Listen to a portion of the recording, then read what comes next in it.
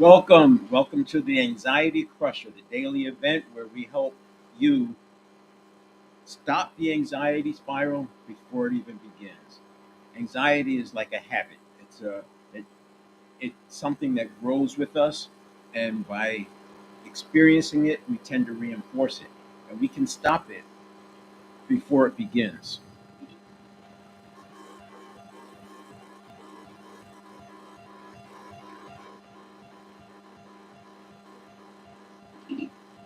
Welcome to the Anxiety Crusher, where we help you stop the spiral before it begins. We show you that anxiety is actually just like a habit, and it's a habit that's reinforced so often because anxiety can be an umbrella for many different uncomfortable emotions. Now, the 7 step reset was not designed for anxiety. I designed the 7 step reset for transformation. And the reason is because in my 7 performance areas: mental, physical, spiritual, emotional, and then relationship, professional, financial. The idea is to run laps around the mental, physical, spiritual to build that up and create the identity that we need. And then we go into the relationship, professional, financial. That's important because when you go after the thing first and the identity is not there, we need shortcuts, we have frustration, we get stuck, and we end up using suboptimal practices or tactics. And then, in the worst case, corruption enters because the person wants to get there fast and they don't know what to do. So, the reason why we run the laps is to form the identity. But to run the laps, we first have to create the right habits. And the biggest obstacle to habit change is habit itself. So this is why I use the 7 step reset. So if you think about mental, physical, spiritual, emotional, we can change habits in each one of those areas and run that program first. And then when we get into the relationship, professional, financial, the habits are already there. And today we're talking about the action steps. So earlier I was running. If you tuned in earlier, you would have seen this. Get back there. So if you came in earlier, you would have seen this video running, infographics, and I run it because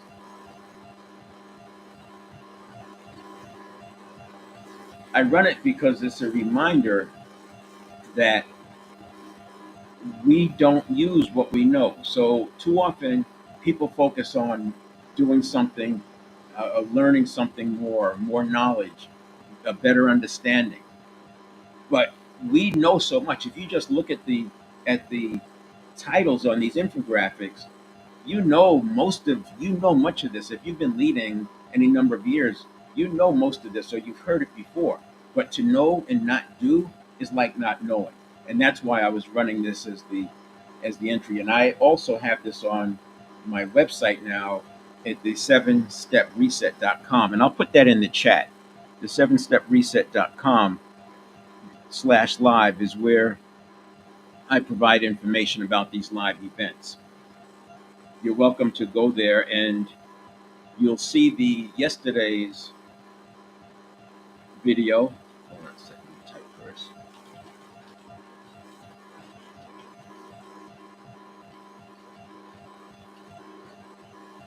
So there you'll see the video from yesterday, and you'll also see the upcoming one for today. And then today's will get replaced. That'll get moved over to yesterday's, and then there'll be a new one, or at least the setup where you can find the link to join online. So the link to join online is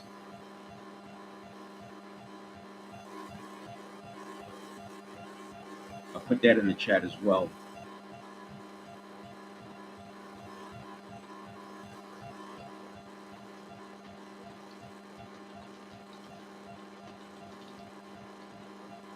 and you can, so that'll change every day because each day it's a new event, so to speak.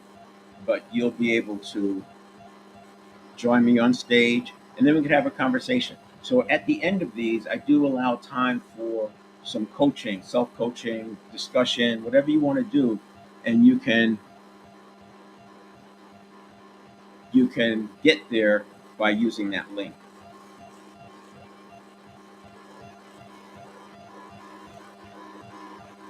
All right, let's turn this off.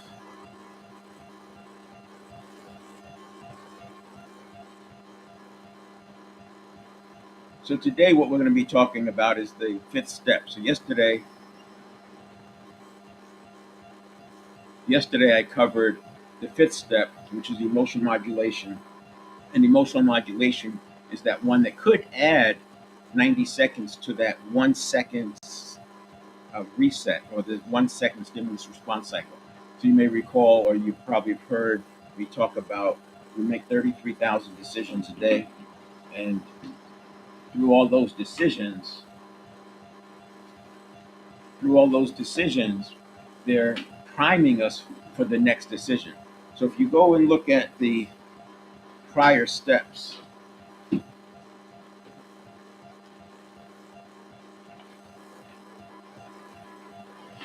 we have pre-stimulus,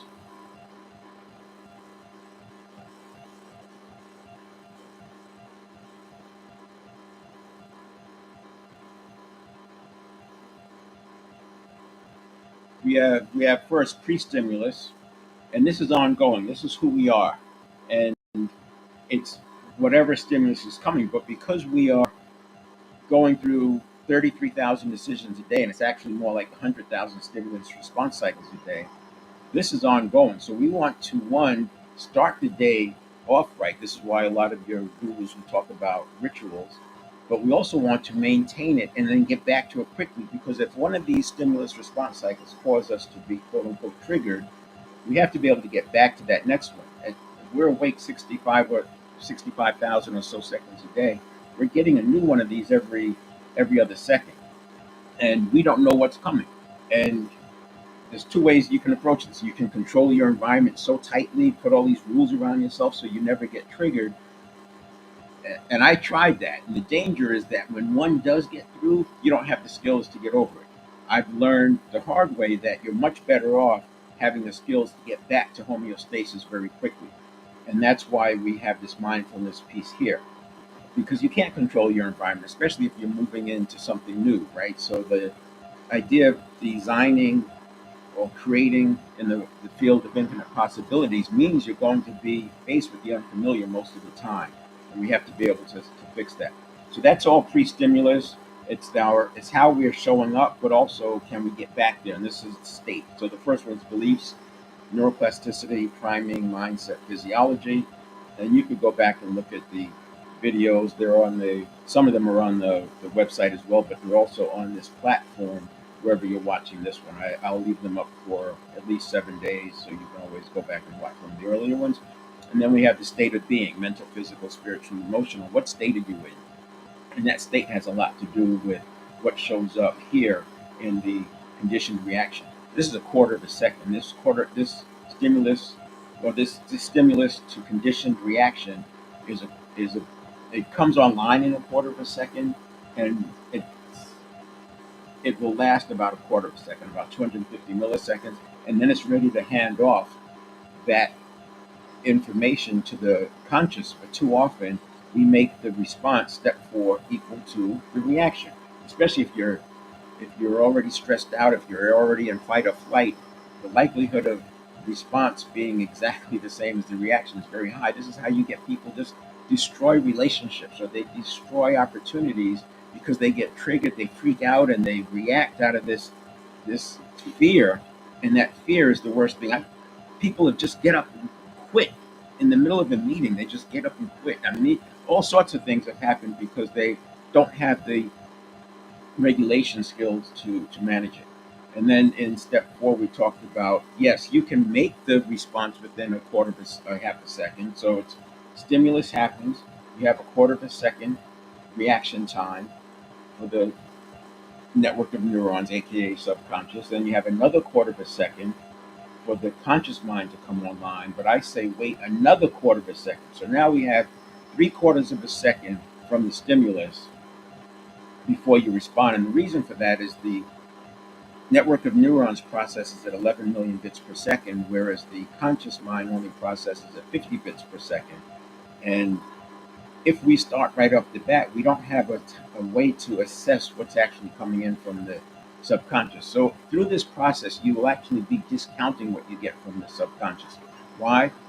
Subconscious, also known as network of neurons, is from the past. These are associations from the past. What worked in the past is not necessarily what's right for the present and the future, especially if you're innovating, or you're in a new project, you're doing something new, designing in the field of infinite possibilities. We need at least a quarter of a second. That only gives you 12 bits, 12 and a half bits, right? 50 bits per second processing. And meanwhile, the subconscious is processed anywhere from 2 to 3 million bits. And that handoff is going to happen here. And in the step 4, we talk about what to do with that quarter of a second that it's a pause. You're not just pausing and waiting, it's actively having the subconscious organize the information that is processed, because 2 or 3 million bits is a lot of information, and it can hand it off to you in a way that now it's actionable and you can do something about it. Step 5 was what we talked about yesterday. That's the emotional modulation. If you are, and one of the things you're going to do here in step 4 is check in to see how you're doing. If you're being triggered, then we want to make sure that we modulate those emotions before we act. And today we're talking about action. Now, I'll put this slide up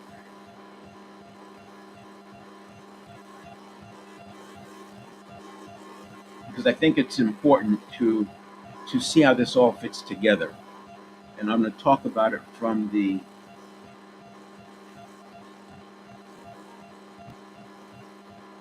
I'll talk about it holistically using the 7 steps, and then how that leads up to the action. Now, when I think about people dealing with anxiety, and again, this is not mental health. I like to state that this is not mental health. When a person is in that moment of anxiety, what they don't realize is this is not happening in the mind. It's happening in the network of neurons. It's not mental health. It's happening in the network of neurons. And the neurons that fire together wire together.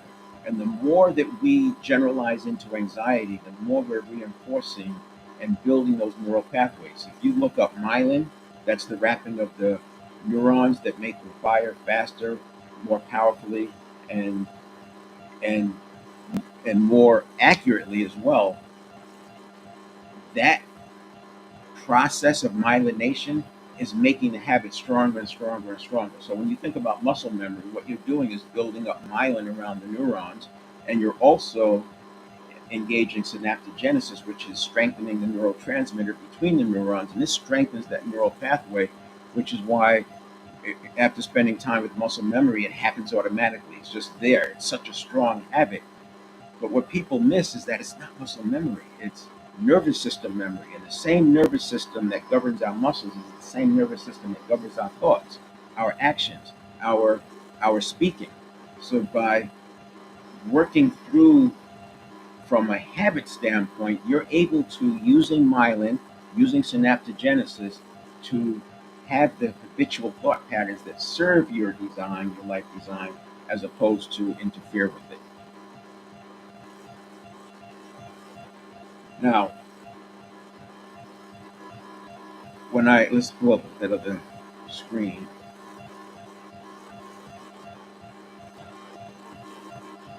So the 7 steps again, the beliefs, neuroplasticity, and let me do it this way. We're going to talk about the action step here, and I've been doing 1 step per day. So you can go back to last Thursday and catch 1. And I spent a couple of days on 1 and 2, and then I did 3, and then yesterday was the motion. Monday was the response. So Friday would have been the condition reaction.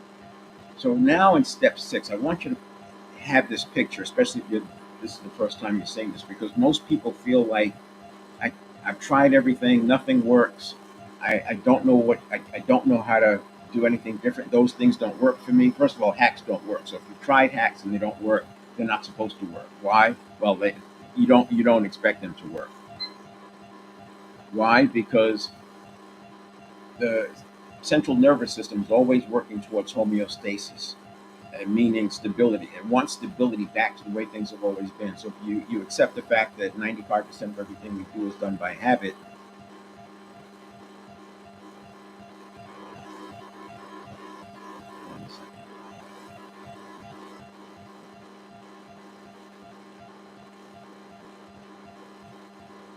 So if you accept that everything we do is done, 95% of everything we do is done by habit, that habit is what the central nervous system is working towards. It makes sense if you think about it from a hunter-gatherer standpoint. 10,000 years, our system has been serving hunter-gatherers. That's the evolution of it. And now, this last few hundred years, we're living in this kind of, uh, you know, with automation and automobiles and things of that nature. But for 9,000 and several hundred of those years, it was a hunter-gatherer environment. So it makes a lot of sense that we're going to get back to the habits. Why? Because most of habit formation is formed from 0 to 7, and that's because you probably heard this part, that babies and small young children are in the alpha state, so theta state for 2 years, and then alpha state for about 5, and everything goes in. They don't have to work for it. It's just that they're a sponge. Just like being in a hypnotic state, everything goes in automatically. That's how the habits are formed. But what you don't see written about much, because it wasn't until the last several decades when we had the brain scanning tools to see what was actually going on. In fact, myelin was thought to be inert matter up until like 1960. So we didn't even understand that part. But from 0 to 7, the threshold for myelination is very, very low. So that stuff that just comes in, it's automatically myelinating those neurons, because in hunter-gatherer environment, from 0 to 7, that kid is learning how to hunt and gather and get along in the tribe. So they're learning from their environment, and you can see that with how kids pick up language, how kids pick up reading. And then the other thing that's very that's unique to that 0 to 7 is there's an abundance of neurotransmitters. So neurotransmitters are created by the brain and nervous system, central nervous system, but it takes a lot of energy. And by the time we're 30, the brain is so stingy on that neurotransmitter, it makes it easy to just fall into living by habit. Again, it makes sense if the hunter-gatherer is alive through 35 and they learn to hunt and gather at 0 to 7, the chances of the hunting processes, protocols changing by the time they're 35 is almost nil, right? The way they hunt at 35 would have been the same way they learned to hunt at 7. That's not the way it is for us today. The computers, the speed, the technology curve, exponential curve. I mean, we've been doubling the technology capability every 18 months since about 1970. So if you think about an exponential curve, you've seen doubling a penny for 10 years and 20 years, what that curve looks like, or doubling a penny every day for 20 days or 30 days. You've seen what that exponential curve looks like. And we're on that vertical part, which is even with AI, which was just a few years ago, was this big new thing. Now all of a sudden there's like new AI providers and new platforms, and we're on Chat GPT-5, and it's constantly changing.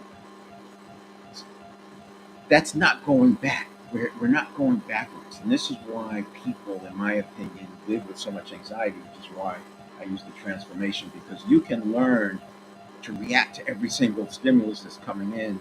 Or what you can do is focus on becoming stable and steady, so that no matter what happens, you know what to do, because one, you act out of principle, and by acting out of principle, you know the world is going to conform around you.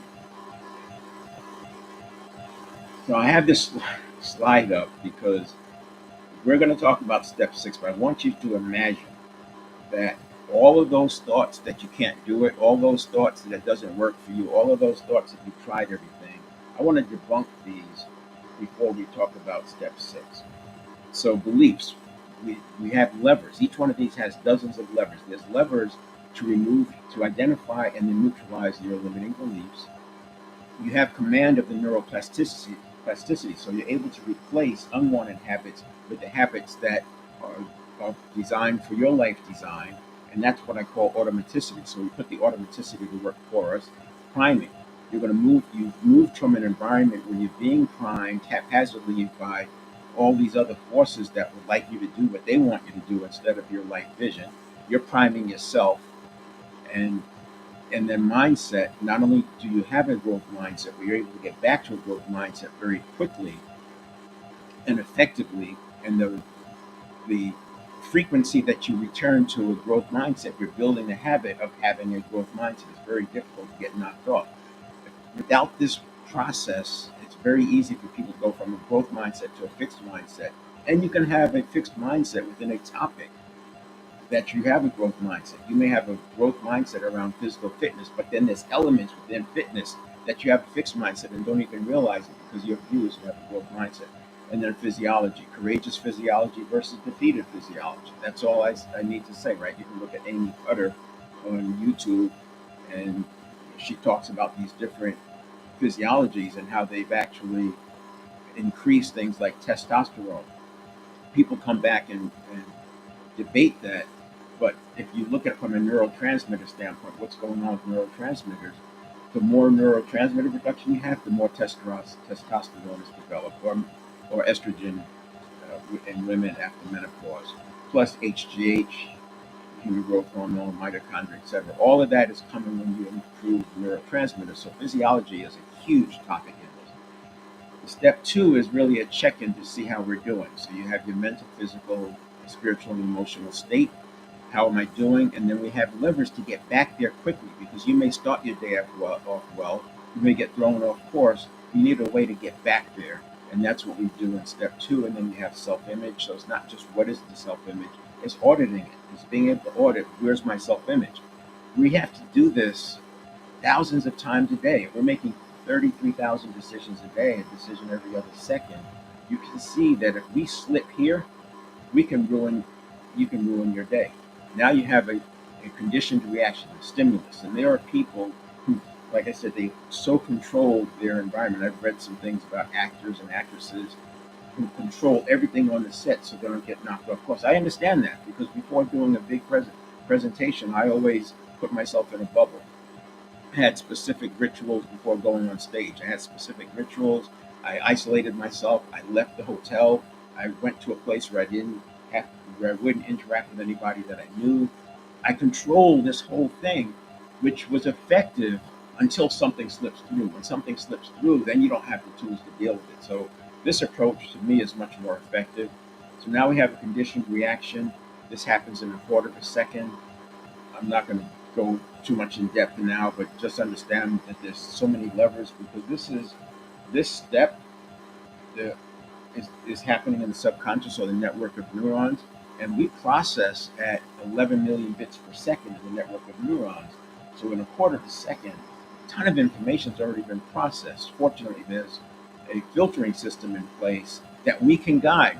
We, with our conscious mind, can guide and influence that, not only influence, but direct that filtering system, so we get through the information that we need. That's what I was talking about in step four, that we're not just pausing, we're using the reticular activating system to deliver to us the kind of information we need from that stimulus. And then the rest of step four is responding, and a check-in as well. We don't want the response to equal the reaction. That's a given.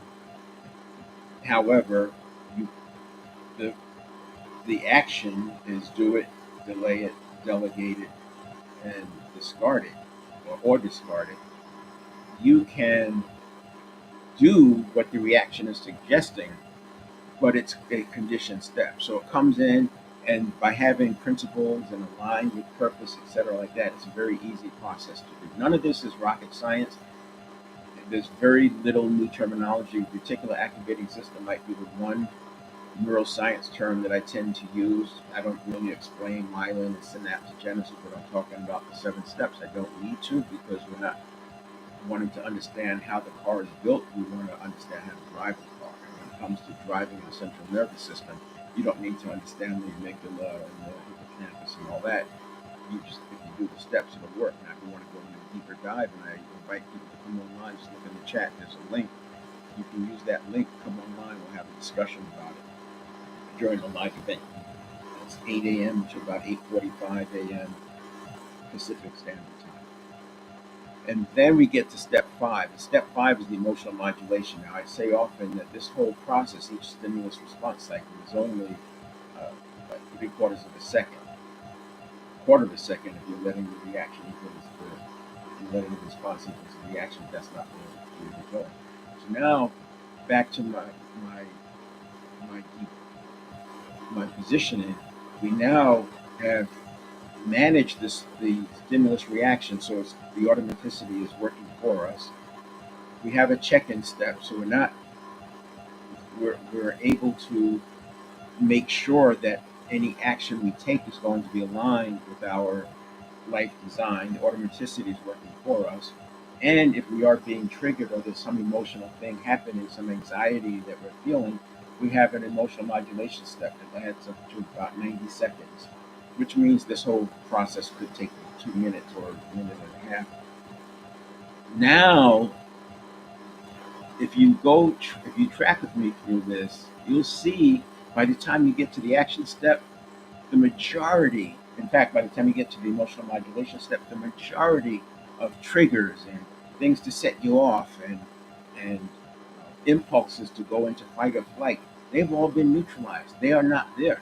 So we're hitting step 5 with very few compared to what we had. In fact, one of the steps we do here in conditioned reaction is to retrain the subconscious so that it's passing through 80% of the stimuli it gets as non-threats. Left to its own, the subconscious is going to see the majority, well over 80%, as a threat. And because neurons that fire together wire together, once that threat is perceived, it just builds up. And this is what that feeling comes, that people feel like it's an anxiety spiral that people like to avoid. So by having these tools, it doesn't even come into play. And if it does, you have the tools to reverse it or to stop it. Now we get to step 6. And step 6 is where we take action. Now that action, as I said, is do it, delay, hold on.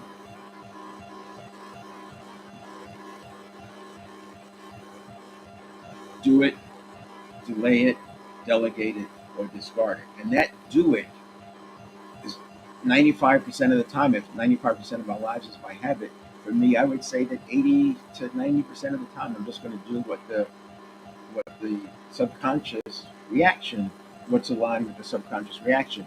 But I've gone through the training. I've primed myself. I've taken command of the neuroplasticity. I'm probably not getting 33,000 stimulus response cycles a day because I ignore a lot of it. I don't even acknowledge them. I don't even allow the stimulus to come in. I guess there could be another step, ignoring, right? That would happen in the step 3 to 4 where you just ignore it, which is what I'm doing most of the time. So I don't think that I ever want to have the majority of my day be driven by the conscious mind. I don't have that kind of bandwidth. I like the fact that my subconscious is running on habit. But what's important is that the subconscious is serving my conscious mind. It's not in charge of my conscious mind. I've seen people say that the subconscious is like the higher self. I've seen people talk about how the subconscious governs us, which is a very popular thought, by the way. Uh, I used to say the subconscious has the tactical advantage over the conscious mind. But now that I understand this process, after going through training with neuroscientists, and being able to ask some of the questions that were perplexing, and looking at it and comparing it with other things that are principles, you see that the subconscious, as a network of neurons, it is subservient. That's why it's below the conscious mind. So we have the higher self, and I say that's how we interact with the spiritual realm, whatever that means for you. And that's like the vision And then we have the conscious mind is the programmer, and then the subconscious is the program. And the conscious mind tells the program how to be programmed. You don't let the programmer program itself. The conscious mind has to program the program. Now, when we get into step 6, what I want to talk about here is beyond the do it, delay it, delegate it. And by the way, a lot of times my delegation is to ChatGPT. That's part of the delegation. Or delaying it could be I just put it off into. But I do a lot of short-term fixes when I'm in innovation mode. I do a lot of short-term fixes, and that short-term fix is sometimes to stop the bleeding. If there's a big problem that comes up, rather than design a quick fix solution, I'll do a short-term fix to stop the bleeding so that I can properly respond. And that could be a form of delaying or do it. So here's what I want to talk about in this action step. The first thing I like to do is have frameworks.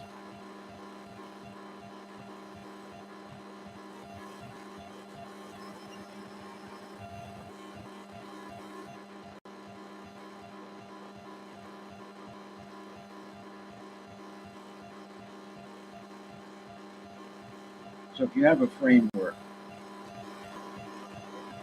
and a common one for me is to use the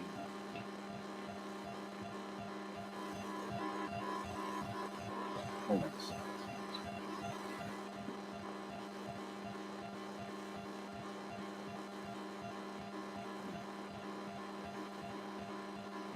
All right. Anyway, a common one for me is to use. There we go. I was this little screen here was. I don't know what was going on, but we'll fix it.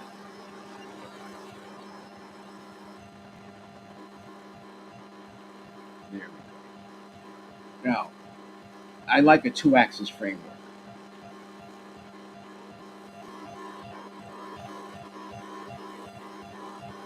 I like a two-axis framework, and because most of what we're dealing with, we have some tension. I was just reading.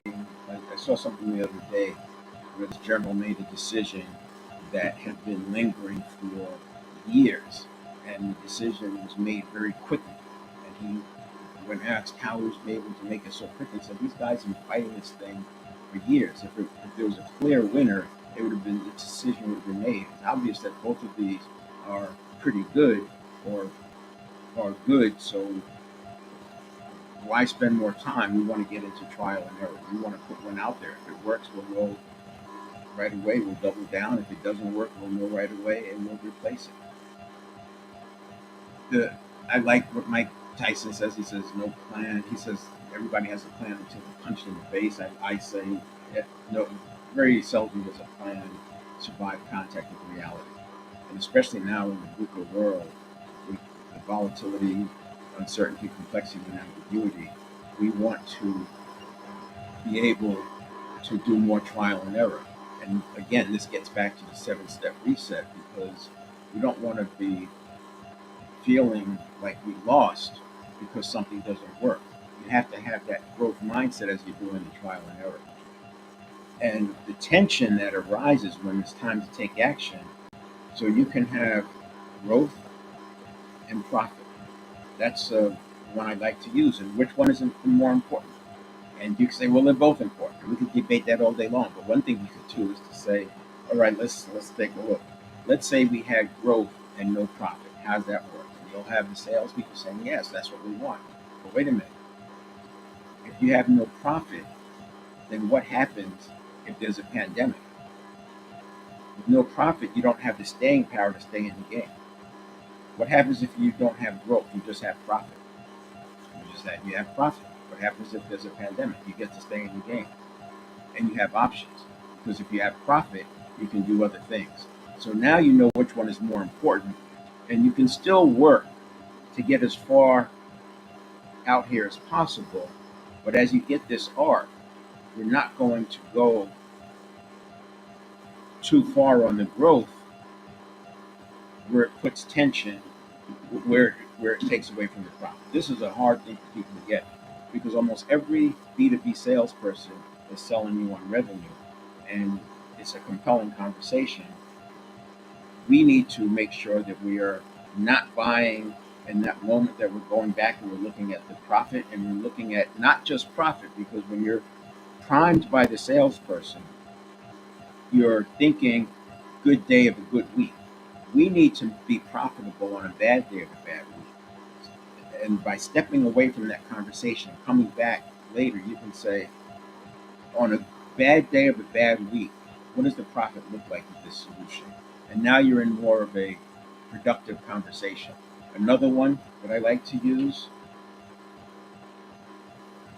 is efficiency and effectiveness.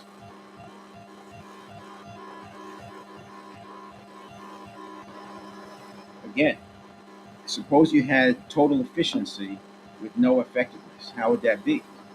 You know, you're do it now and move on to the next one, guys. You're going to love the efficiency, but if it's not effective, what's the point?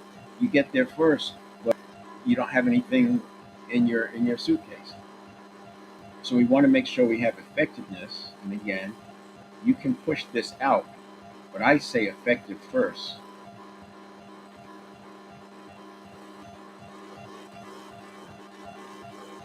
then efficiency.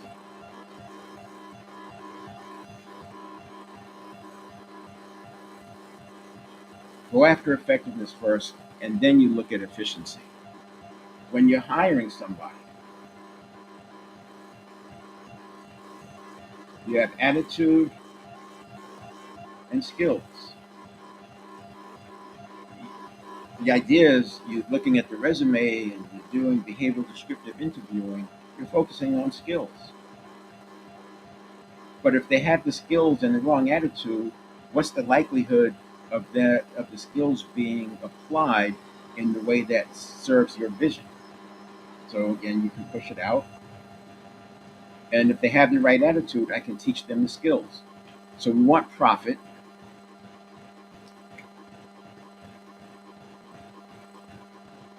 we want effectiveness, we want attitude.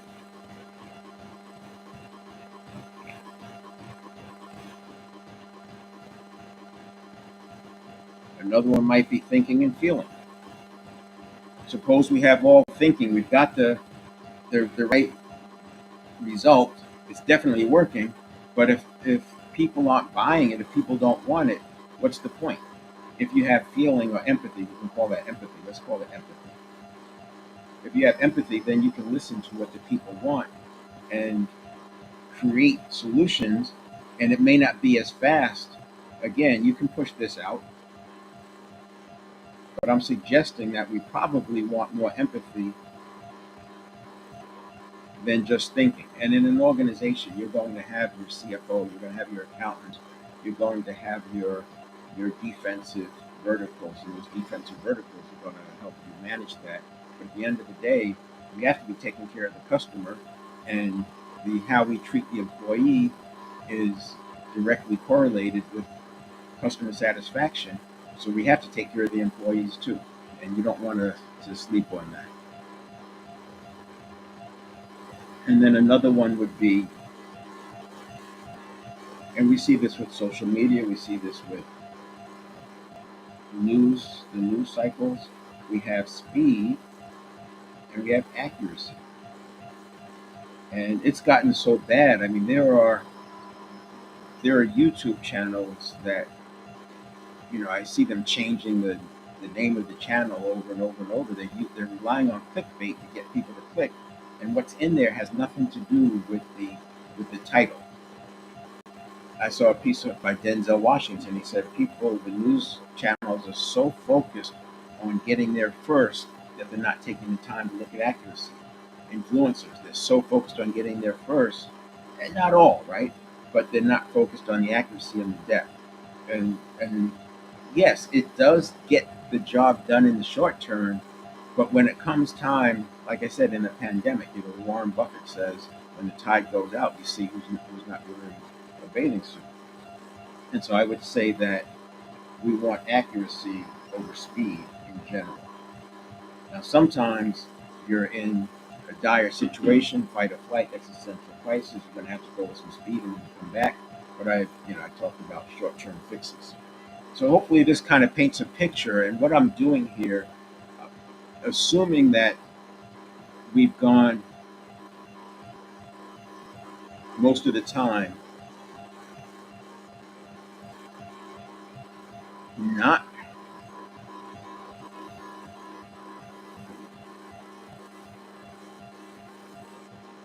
so maybe we haven't been living with these first 6 steps of every one of those 33,000 decisions.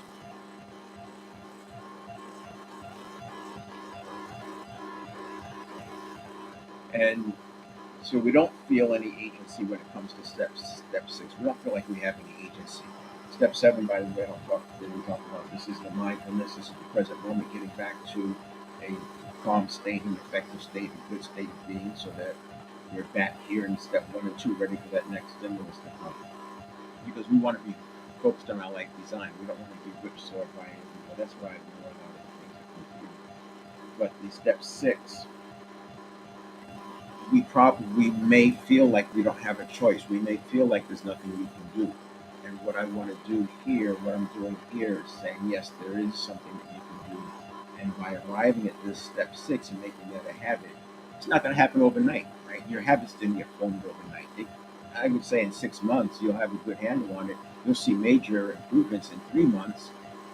That's why I have a 90-day reset. The 90-day transformation program focuses on the 7 performance areas: mental, physical, spiritual, emotional. We don't do a lot with the relationship, professional, financial in terms of new information, but we do have the person work on a particular quest so we can find weak links and then come back and work through those using the 7 steps.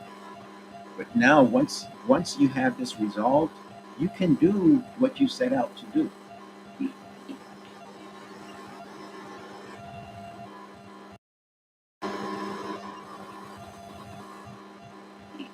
And by doing what you've set out to do, you now have back to agency and personal leadership.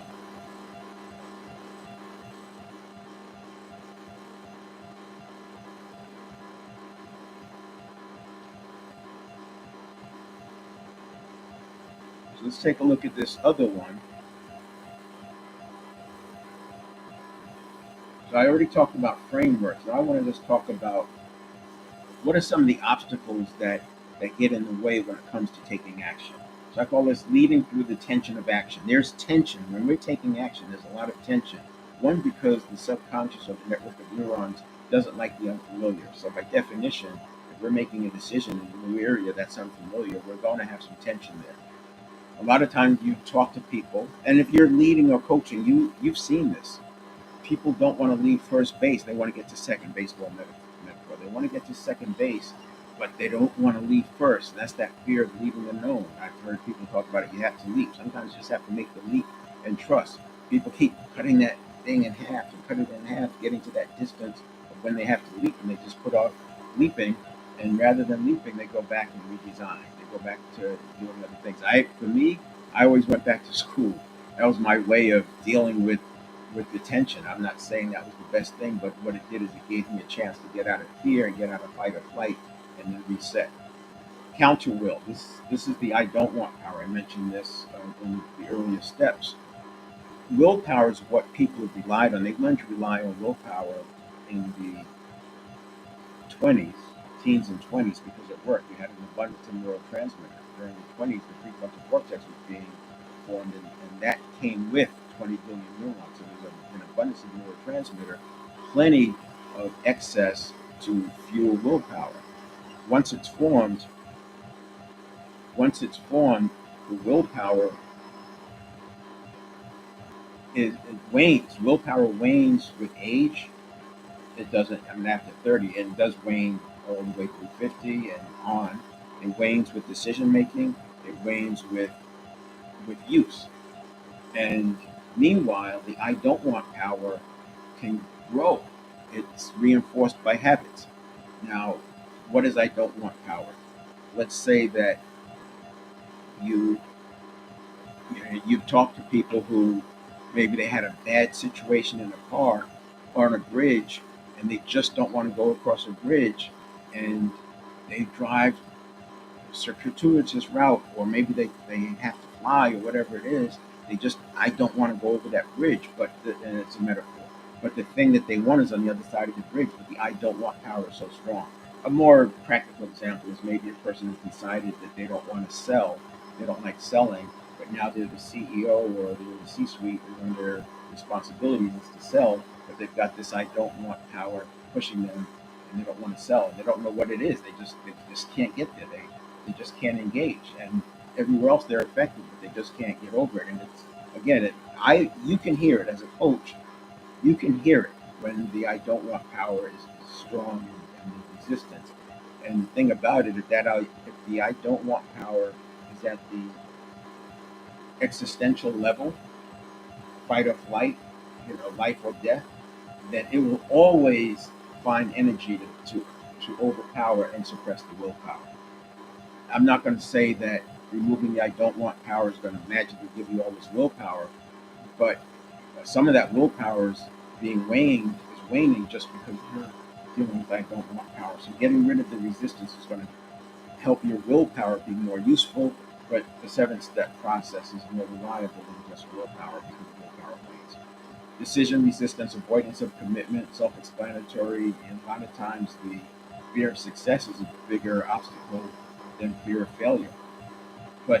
And that's why I call it the tension of action. That tension is coming from something. So one of the things that I talk about is anxiety and excitement have the same signature. And when you're about to have a breakthrough, you can't have a breakthrough without a breakthrough. So preceding a breakthrough, you have confusion. That confusion will create avoidance of commitment. Now, it doesn't mean go willy-nilly, but most people, most leaders, and certainly business owners will tell you that they have to make decisions and act with a, a portion of the information. I think in the corporate world, I was comfortable with 80% of the information, then I would move. And as an entrepreneur, when I had a global business, I had to move with 60% of the information. You couldn't wait. Things were happening too fast. And then you adjust. So the decision is not good or bad in and of itself. It's made so by what you do next. You have to have that confidence that you can do whatever's necessary. So step in, make the choice, figure out what's coming, just like the general said. They've been fighting back and forth. It doesn't make sense to keep going. Just make a decision and monitor the results and adjust if needed or as needed. Comfort and familiar. So this is an interesting one because when you are going into the unfamiliar, there's a lot of resistance, and because neurons that fire together wire together, you can get this anxiety that comes up that keeps people from moving. It's the cognitive dissonance that accompanies breaking through. I already said breakthrough is preceded by a break with, but there's a cognitive dissonance, especially if you're going against things that you believe or your stories. You've been telling yourself stories for years, and now you're doing something that the stories that you told yourself say you can't do, but you're doing it, you're going to have some cognitive dissonance. This is neuroplasticity in action. The nervous system is literally rewiring the neural pathways real time. That's why you get this brain fog and this uncertainty, and a lot of people will stop. It's where you just back off, come back the next day, get a good night's sleep, and you'll find a very interesting thing happens. Here's what I would say that you can experience.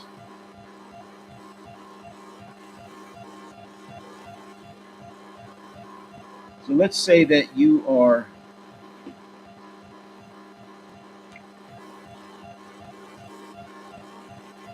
going along, and now you're trying to break out.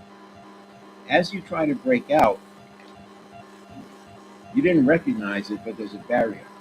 And this barrier has your beliefs, habits, stories, patterns, etc., successes. And I say successes because sometimes something works so well we're not willing to try anything else. Your successes, your failures, all of that's in this barrier. And as you get into the barrier, you run into these points of tension, and oftentimes we just come right back down and we keep going the way we've been. It's very difficult to break through that because there's a lot going on. So This is also unfamiliar. Now, if I take a, if I blow that scene up, what happens is as we're going through this line, this unfamiliar, think of it like all your habits are saying, they're screaming, no, no, no, this is danger. It's danger, danger, and go back. When you go, when you accept that it's the cognitive dissonance of going through this barrier, you go to bed, and it doesn't matter if you get a good night's sleep or not. In fact, this neuroplasticity actually accelerates while you're sleeping. And it's during the day, there's too much going on. It's like trying to get through the day, but it's also trying to build new neural pathways. So you have all these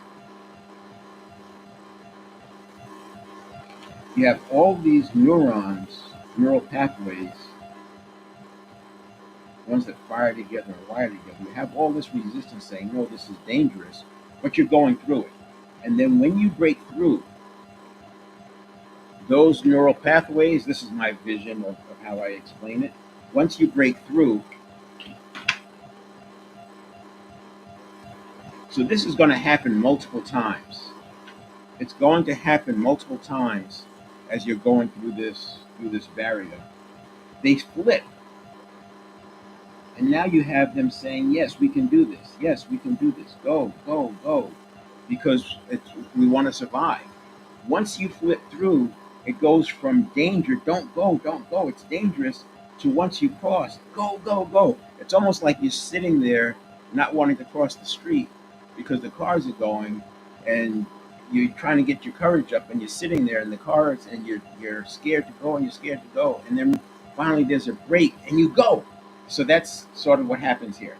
But then the next day you get into a new range, right? Now you're in a new range, and this new range, it causes the same thing again. You've got this same issue to get through there, and then you're going to have another one. And this happens over and over, which is why it's a 90-day program. But you're going to start noticing this, and then once you recognize it, it's the cognitive dissonance that occurs when you go through the barrier. Now you know what to do with it.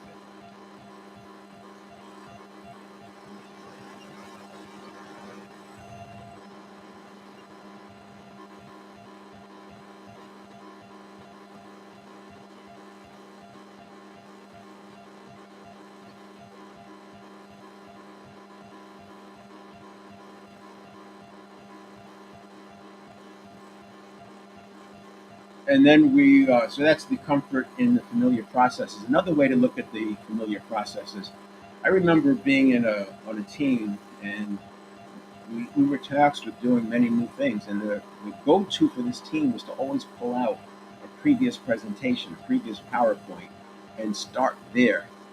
And as I look back, we were just getting in our own way because we're innovating, but we pull back the old. So we're priming ourselves with the old stuff while we're trying to do something new. It's very natural that you're going to have resistance and challenges, and the words that you use are forcing things to fit. Another way to look at it, I mentioned before the Merlin method, that instead of asking yourself, what should I do? Ask yourself, what's my outcome? And you make the last box first, and then the next box before it, and the next box before it, and the next box before it. I'm talking in terms of the process flow. So you don't just say, what do I do next? Or what should I do? You say, what's my outcome? What has to be in place for this to happen? And then you figure out what to do there. You work your way back to what to do now, and it's going to be different than what it would have been if you just say, what do I do? Especially if you're creating in the field of infinite possibilities.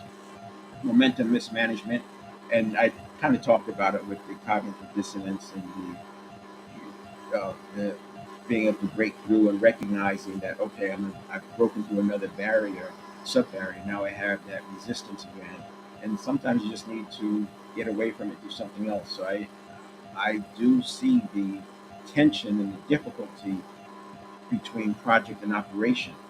And if you're in project mode for too long, innovation mode for too long, you will get exhausted because demanding on your conscious mind, and the conscious mind only processes 11 million bits per second. The brain uses fully 20% of our daily basal metabolism at rest. So if you are designing and innovating, the brain is a hog for nutrients, and you can feel that exhaustion coming. And so you need to give yourself some breaks, and those breaks can be alternating between the operation versus project, going out for a walk, anything to give yourself a break. And then the last one is identity lag, and that encapsulizes the nervous system not catching up. So your gurus will tell you that before you do something new, before you start on a new quest, reset your identity. And that's the idea of the mental, physical, spiritual, emotional areas being first, the be and the do, and then you would go after to have a relationship, professional, financial. But this lag, this identity lag, has to catch up. And even while you're in it, it still has to catch up, because each day you are learning something new. You're running into new barriers, and then you're overcoming those barriers. And by overcoming those barriers, you have the ability to do something new. I see that the screen wasn't up, so let's just put that up one more time.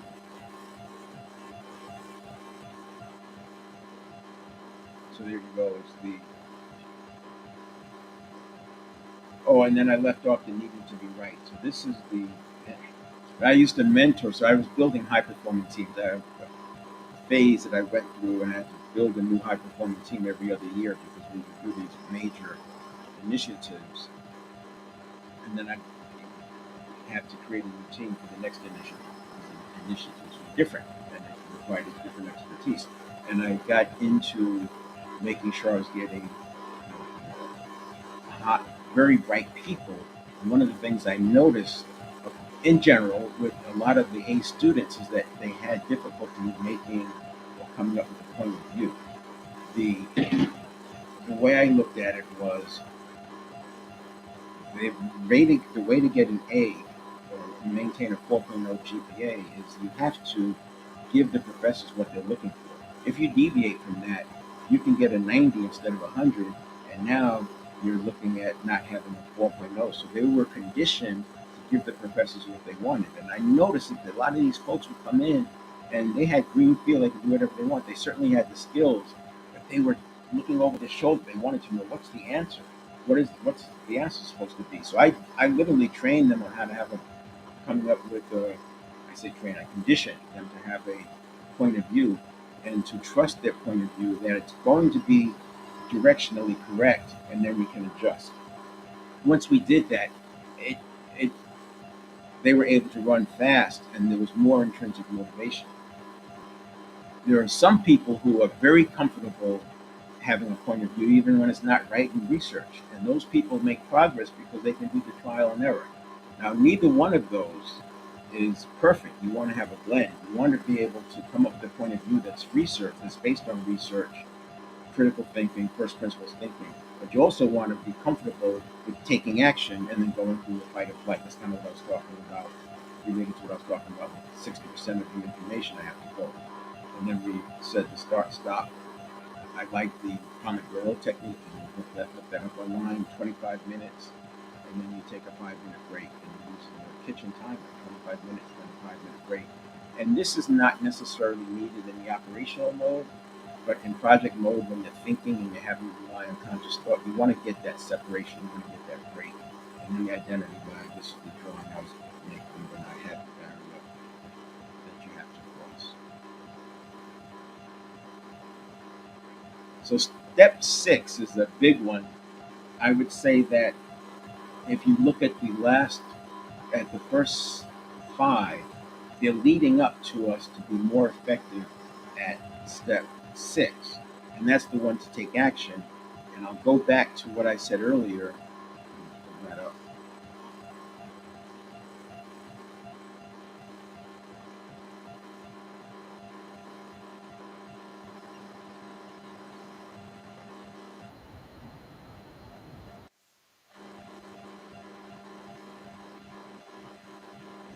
Yeah, so I was running this uh, video of infographics, and this is on my webpage. You'll see that the author, not the author, but the person who posted it. And these all came from LinkedIn. I started collecting infographics a few months ago until the algorithms were drawing me infographics.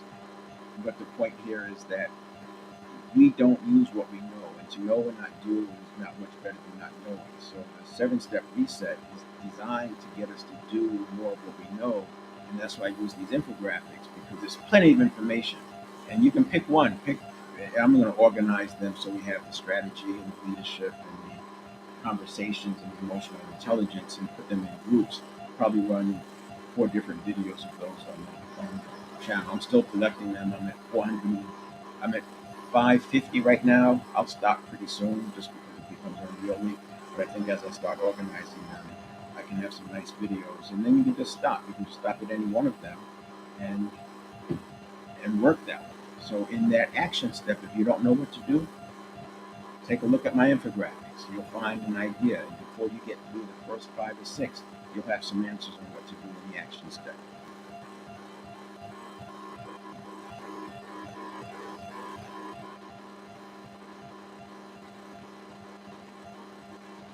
So that's it for the action step. Tomorrow I will spend a little time talking about the mindfulness and resetting, getting back to the powerful present moment.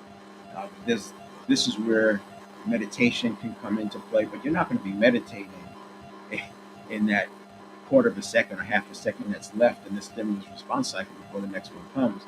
But by meditating, you're you can get back to that powerful present moment state much more easily because you've built the habit of doing it. But we will talk about the 1 minute moment, and I'll talk about the ritual. I use the Garmin Venue 3 watch, and I use that as part of my morning ritual because by priming myself in the way that I do, I'm preparing myself and makes it so much easier to get back to homeostasis if I ever get knocked off course. All right, there you go. Welcome your input. And again, if you want to come online, just you can either send me an email at 7fitnessareas at gmail.com. That's the digit 7fitnessareas at gmail.com. Or just come into the comment section and, talk to me there. I'll see it in the comments, and then we can get you up on stage. And that link will get you on stage as well. And that link will be on the website, 7stepreset.com/live. That link will be there for tomorrow. When I update the event, so it's showing for tomorrow, I put in the link. All right, we'll see you.